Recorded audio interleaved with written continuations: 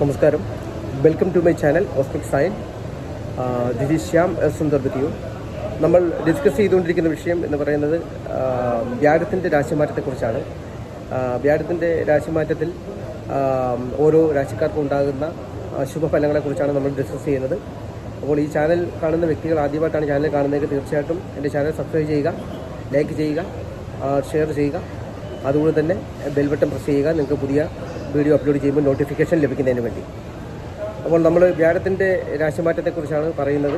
ഇന്ന് പറയുന്ന രാശിക്കാരാണ് ധനു, മകരം, കുംഭം, മീനം. ഈ 4 രാശിക്കാരെ കുറിച്ചാണ് നമ്മൾ ഇന്ന് പറയുന്നത്. അപ്പോൾ ഓൾറെഡി നമ്മൾ പറഞ്ഞു കഴിഞ്ഞു.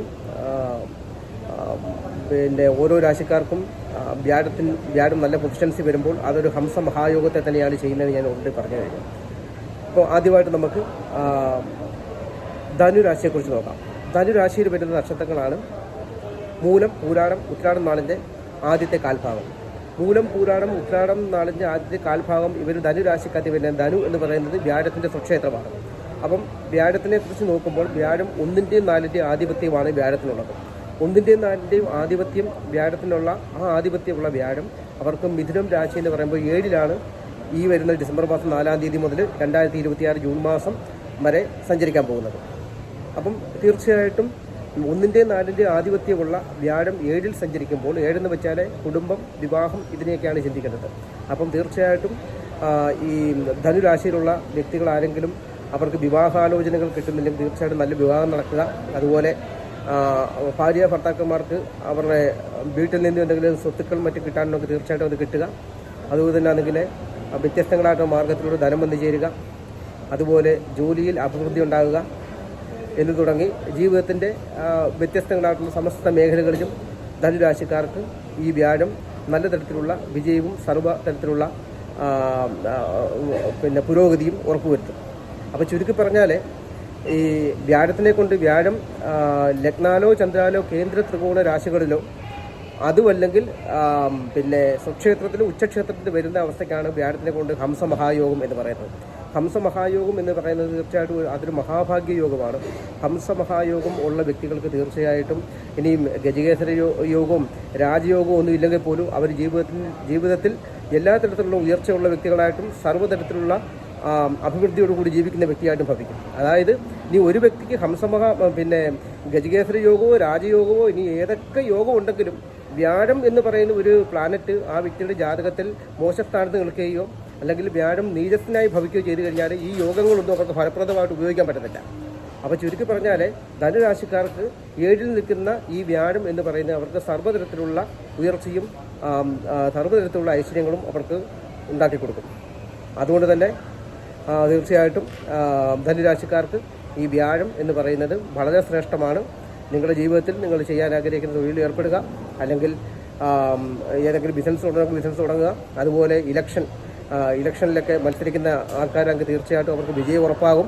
ഇങ്ങനെ ജീവിതത്തിൻ്റെ സമസ്ത മേഖലകളിലും ഈ ധനുരാശിയിൽ ഉള്ള വ്യക്തികൾക്ക് വിജയം ഉറപ്പാണ്. ഇതാണ് വ്യാഴത്തിൻ്റെ രാശിമാറ്റം കൊണ്ട് ധനുരാശിക്കാർക്ക് അനുഭവിക്കുന്നത്. അടുത്തത് ധനു, മകരം രാശിയാണ്. മകരം രാശി വരുന്ന നക്ഷത്രങ്ങളാണ് ഉത്രാട നാളിൻ്റെ 3/4 ഭാഗം, തിരുവോണം, അവിട്ടം നക്ഷത്രത്തിൻ്റെ പകുതി ഭാഗം. ഇവരെ സംബന്ധിച്ചിടത്തോളം മകരം രാശിയെ സംബന്ധിച്ചിടത്തോളം ഞാൻ ഓൾറെഡി പറഞ്ഞു കഴിഞ്ഞു. ശനി അവർക്ക് 3 നിൽക്കുന്നതുകൊണ്ട് ശനി രാജയോഗത്തെ പ്രദാനം ചെയ്യും എന്ന് പറഞ്ഞു. പക്ഷേ ഈ മകരം രാശിക്കാരുടെ 12-ന്റെയും 3-ന്റെയും ആധിപത്യമാണ് വ്യാഴത്തിനുള്ളത്. 12-ന്റെയും 3-ന്റെയും ആധിപത്യം എന്ന് പറയുമ്പോൾ ആചാര്യന്മാരുടെ അഭിപ്രായം അനുസരിച്ച് 3-6-8-12 വ്യാഴത്തിന് മോശ സ്ഥാനമാണ്. അപ്പം 3-ന്റെയും 12-ന്റെയും ആധിപത്യമാണ് മകരം രാശിക്കാർക്ക് വ്യാഴത്തിനെ കൊണ്ട് പറയേണ്ടത്. ആ 3-ന്റെയും 12-ന്റെയും ആധിപത്യമുള്ള വ്യാഴം 6-ൽ വീണ്ടും ഒരു മോശ സ്ഥാനത്ത് വന്ന് നിൽക്കുന്നു. അപ്പോൾ ചുരുക്കി പറഞ്ഞാൽ മകരം രാശിക്കാർക്ക് വ്യാഴത്തിനെ കൊണ്ട് പറയുമ്പോൾ ഈ ഡിസംബർ മാസം മുതൽ 2026 ജൂൺ മാസം വരെ നല്ലതാണോ എന്ന് ചോദിച്ചാൽ 50% മാത്രം നല്ലതെന്ന് എനിക്ക് പറയാൻ പറ്റുന്നുള്ളൂ. ബാക്കി 50% മോശമാണ്. ആ നല്ലത് എന്തുകൂടെ സംഭവിച്ചു? കാരണം ഈ വ്യാഴം നിൽക്കുന്നത് സൗമ്യനായിട്ടുള്ള ഗ്രഹത്തിൻ്റെ രാശിയിൽ, മിഥുനം രാശിയിൽ, ബുധൻ്റെ രാശിയിലായതുകൊണ്ട് വ്യാഴം തീർച്ചയായിട്ടും ദോഷങ്ങളൊന്നും ചെയ്യത്തില്ല. എങ്കിൽ പോലും ബാക്കിയുള്ള നക്ഷത്രക്കാരെ കുറിച്ച് പറയുന്ന പോലെ അല്ലെങ്കിൽ ബാക്കിയുള്ള ചില രാശികളെക്കുറിച്ച് പറഞ്ഞ പോലെ ഹംസമഹായോഗം അല്ലെങ്കിൽ രാജയോഗ പ്രധാനമായിട്ടുള്ള വ്യാഴത്തിൻ്റെ ആ ഒരു സ്വഭാവം അത് കാണിക്കത്തില്ല. അപ്പോൾ 50% മാത്രമേ നിങ്ങൾക്ക് ഈശാനുഗ്രഹമുള്ളൂ. ബാക്കി 50% തീർച്ചയായിട്ടും നിങ്ങൾ പ്രാർത്ഥനയിലൂടെ നിങ്ങളുടെ ആ ഒരു പിന്നെ ഭാഗ്യത്തെ നിങ്ങൾ ഉയർത്തേണ്ടതാണ്. അപ്പം തീർച്ചയായിട്ടും മകരം രാശിയിൽ ജനിച്ച ആൾക്കാർ തീർച്ചയായിട്ടും നിങ്ങൾ ചെയ്യേണ്ട കാര്യം എന്ന് വെച്ചാൽ അതൊക്കെ നിങ്ങൾ മഹാവിഷ്ണു പ്രീതിക്കായിട്ട് മഹാവിഷ്ണുവിൻ്റെ ദ്വാദശാക്ഷരി മന്ത്രം നിങ്ങൾ ജപിക്കണം. ദ്വാദശാക്ഷരി മന്ത്രം ഓം നമോ ഭഗവതേ വാസുദേവായ. ഇത് നിങ്ങൾ രാവിലെയോ വൈകിട്ടോ അല്ലെങ്കിൽ പിന്നെന്താ പറയുന്നത് പിന്നെ നിങ്ങൾക്ക് സമയം കിട്ടുന്നത് എപ്പോഴാണെന്ന് വെച്ചാൽ മത്സ്യമാംസാദികൾ കഴിക്കുന്ന വ്യക്തിയാണെങ്കിൽ ആ മത്സ്യമാംസാദികൾ കഴിക്കുന്ന വ്യക്തി തീർച്ചയായിട്ടും അവർ കുളിച്ചടി ജപിക്കുക. അതല്ലാത്തവരാണെങ്കിൽ കൈയും കാലും മുഖവും കഴുകി വൃത്തിയായ ശേഷം എല്ലാ ദിവസവും ഒരു 21 പ്രാവശ്യം വെച്ച് ജപിക്കുക. അങ്ങനെ ജപിക്കുമ്പോൾ തീർച്ചയായിട്ടും വരുന്ന ഒരു 5-6 മാസത്തേക്ക് തീർച്ചയായിട്ടും നിങ്ങൾക്ക് സകല തരത്തിലുള്ള ഭാഗ്യാനുഭവങ്ങൾ നിങ്ങൾക്ക് ഉണ്ടാകുന്നതായിരിക്കും. ഇതാണ് മകരം രാശിയെക്കുറിച്ച് പറയാനുള്ളത്. അടുത്തത് കുംഭം രാശിയാണ്. കുംഭം രാശിയിൽ വരുന്ന നക്ഷത്രങ്ങളാണ് മകയിരത്തിൻ്റെ പകുതി മകയിരമല്ല അവിട്ടത്തിൻ്റെ പകുതി, ചതയം, പൂരുരുട്ടാതി, മുക്കാൽഭാഗം. കുംഭം രാശിയെ സംബന്ധിച്ചിടത്തോളം ഞാൻ ഓൾറെഡി പറഞ്ഞു കഴിഞ്ഞു. അവർക്ക് ശനി എന്ന് പറയുന്നത് 2ാം സ്ഥാനത്ത് ധനസ്ഥാനത്ത് നിൽക്കുന്നതുകൊണ്ട് തന്നെ അവിടെ ശനി കൊണ്ടുള്ള രാജയോഗം ഓൾറെഡി സംഭവിച്ചിരിക്കുന്നു വരുന്നത് 2 വർഷത്തേക്കും. അത് കഴിഞ്ഞാൽ വീണ്ടും 2.5 വർഷത്തേക്ക് നല്ല സമയമാണെന്ന് ഞാൻ പറഞ്ഞു. കൂടാതെ വ്യാഴം എന്ന് പറയുന്നത് അവരുടെ 11ൻ്റെയും 2ൻ്റെയും ലാഭസ്ഥാനാധിപനും ധനസ്ഥാനാധിപനുമായിട്ടുള്ള വ്യാഴം ഇപ്പോൾ 5 ഭാഗ്യസ്ഥാനത്താണ് സഞ്ചരിക്കുന്നത്. ഈ ഡിസംബർ 4 മുതൽ 2026 ജൂൺ മാസം വരെ സഞ്ചരിക്കുന്നത് മിഥുനം രാശിയിലെ. അപ്പോൾ മിഥുനം രാശി സഞ്ചരിക്കുന്നത് കൊണ്ട് തന്നെ ഇവർക്ക് തീർച്ചയായിട്ടും വ്യാഴത്തിനെ കൊണ്ടുള്ള ഹംസമഹായോഗം തന്നെ ഇവിടെ സംഭവിച്ചിരിക്കുന്നു കുംഭരാശിക്കാർക്ക്.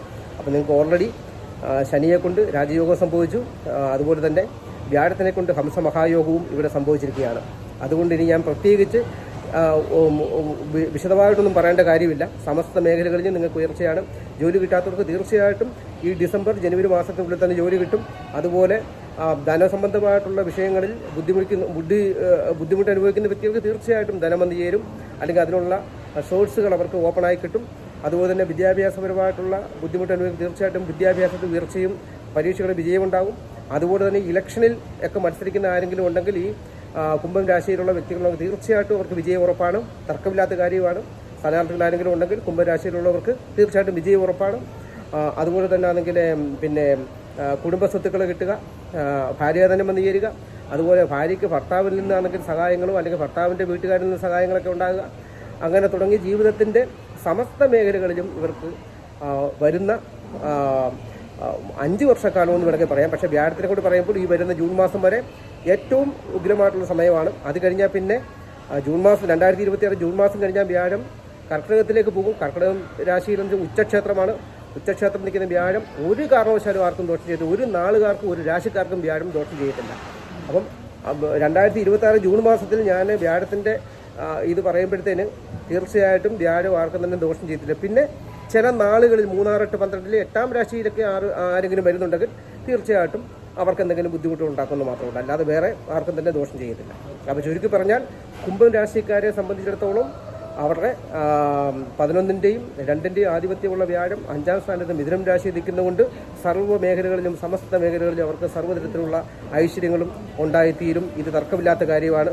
ജോലി കിട്ടാത്തവർ വിഷമിക്കേണ്ട, ഉടൻ തന്നെ നിങ്ങൾക്ക് ജോലി കിട്ടും. അതുപോലെ ബിസിനസ് പരമായിട്ട് പാർട്ട്നേഴ്സിനെ കിട്ടാത്തവരോ അല്ലെങ്കിൽ ബിസിനസ് പരമായിട്ട് ഉയർച്ചയില്ലാത്തവർ വിഷമിക്കേണ്ട, നിങ്ങൾക്ക് പാർട്ട്നേഴ്സിനെ കിട്ടും, നിങ്ങൾക്ക് കസ്റ്റമേഴ്സിനെ കിട്ടും, പ്രീമിയം കസ്റ്റമേഴ്സിനെ കിട്ടും. കിട്ടാൻ എന്തെങ്കിലും ധനം എവിടെയെങ്കിലും ബാക്കിയുണ്ടെങ്കിൽ തീർച്ചയായിട്ടും ആ ധനം നിങ്ങളുടെ കൈകളിലേക്ക് വന്നു ചേരും. ഇങ്ങനെ തുടങ്ങി കുംഭം രാശിക്കാർക്ക് വരുന്നത് വളരെ ജീവിതത്തിൽ ഏറ്റവും മറക്കാനാകാത്ത അത്ഭുതകരമായിട്ടുള്ള സമ്പൽ സമൃദ്ധിയുടെ ഒരു വർഷമായിരിക്കും 2026 എന്ന് ഞാൻ പറയുന്നു.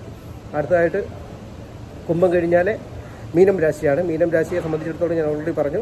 ശനി എന്ന് പറയുന്നത് അവർക്ക് പിന്നെന്താ പറയുക ജന്മശനിയായിട്ട് നിൽക്കുകയാണ്. അപ്പം ജന്മശനി ആണെങ്കിലും വ്യാഴത്തിൻ്റെ ക്ഷേത്രത്തിൽ നിൽക്കുന്നതുകൊണ്ട് അവർക്ക് ജന്മശനി എഫക്റ്റ് ആകത്തില്ല.